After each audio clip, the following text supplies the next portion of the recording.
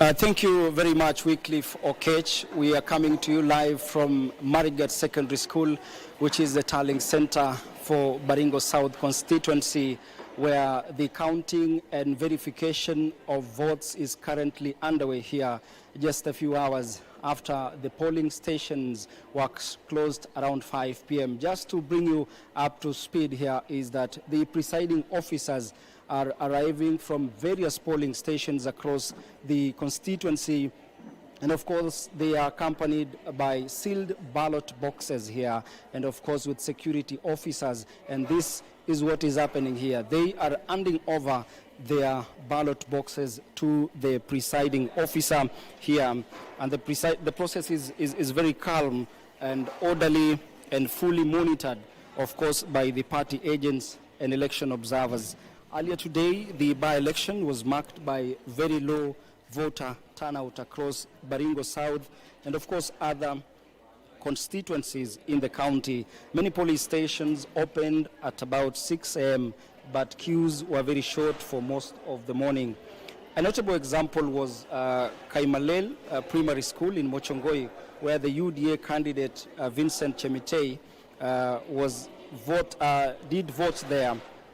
It was at around 9 in the morning, and only 3 ballots had been cast out of more than 430 registered voters, considering this is the polling station where the UDA candidate was able to cast the vote. Residents, we were able to speak to several residents just to try and understand the reason behind the low voter turnout, and most residents told us that first, they had to attend to their morning farm duties, and they were planning to vote later in the day. So whether they really went and vote is something we cannot confirm. But despite the low turnout, polling was very peaceful and orderly in Baringo County. There were no reports of disruptions or incidents. We were able to speak to various presiding officers and returning officers, and they told us that kids worked very smoothly and in almost all stations. Just to bring you up to speed is that several candidates also turned up to cast their ballots. We had Vincent Chemitei of UDA, who voted at Kaimalel Primary School. That was around 1 p.m. And Vincent Chemitei expressed a lot of confidence in victory while pledging to respect the outcome of this by-election. Of course, we also had another candidate called David Kipruto of the Republican Liberty Party, who voted at Bondeni's Nursery School in Eldama Ravine.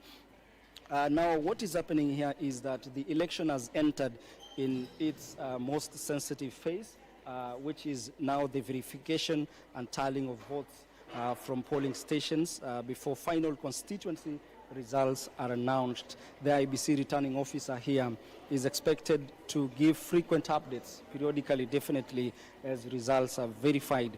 Early results, Arange, indicate that several tallying streams show clear lead for UDA candidate Vincent Chemitei. Actually, in Marigat Secondary School, in one of the streams, which had 117 valid votes, out of 580 registered voters, Chemitei garnered 79 and Kipruto garnered 30.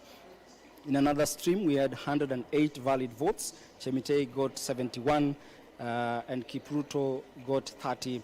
In another stream, we had around 129 valid votes, and the UDA candidate got 86, and Kipruto came second with 39. These early results shows that Chemitei, who is a UDA candidate, maintains a consistent lead. Of course, with Kipruto of DLP trailing by a significant margin. Of course, with totals, the totals here are still partial, but if the trend suggests and continues this way, then it is likely that victory will be for the UDA candidate, of course, if the current pattern holds as more results are tallied. But we will continue monitoring the arrival of ballot boxes here at Marigat Secondary School. Just like I've said, the presiding officers from various polling stations across Baringo County are coming here. They are coming here with sealed ballot boxes, and they are accompanied by security officers. and of course, after returning the ballot boxes, they sign and ensure that the voting materials they have submitted. So this is a matter that we will still follow it up, and of course we will keep updating our viewers on the tallying process throughout the night. But for now, the process is peaceful, as you can see.